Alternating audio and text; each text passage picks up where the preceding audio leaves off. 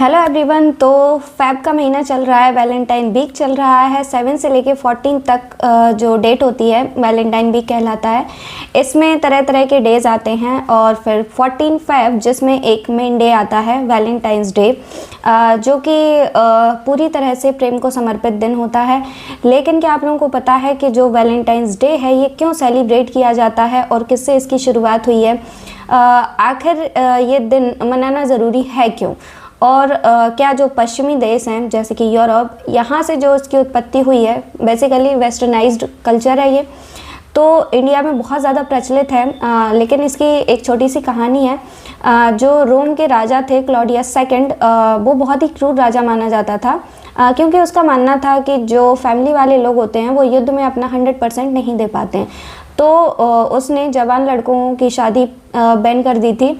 वहीं दूसरी तरफ सेंट वैलेंटाइन थे जो कि ईसाई पादरी थे, तो वो छुप छुप के प्रेमी जोड़ों का विवाह कराते थे।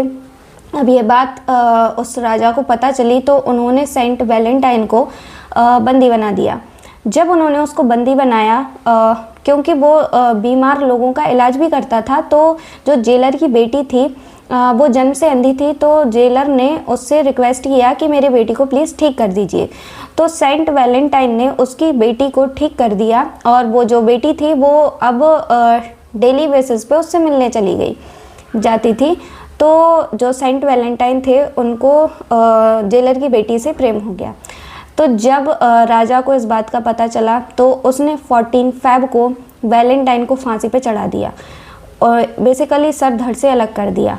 लेकिन ये जो सेंट वैलेंटाइन थे, जिन्होंने जेलर की बेटी से उन्हें प्रेम हो गया था, तो उन्होंने उसको एक पत्र लिखा था, बाद में एक लेटर लिखा था जिसमें उन्होंने लास्ट लाइन लिखी थी, फ्रॉम योर वैलेंटाइन।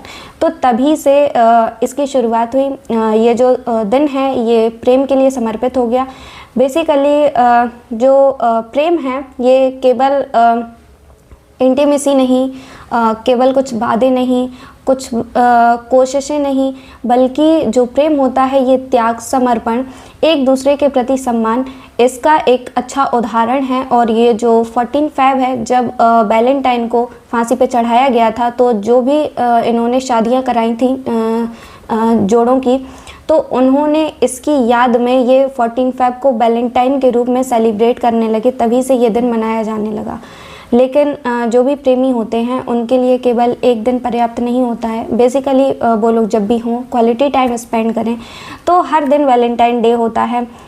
लेकिन प्रेम जो है एक बहुत ही अच्छी फीलिंग होती है और बहुत ही पवित्र फीलिंग है। तो happy Valentine's day to all of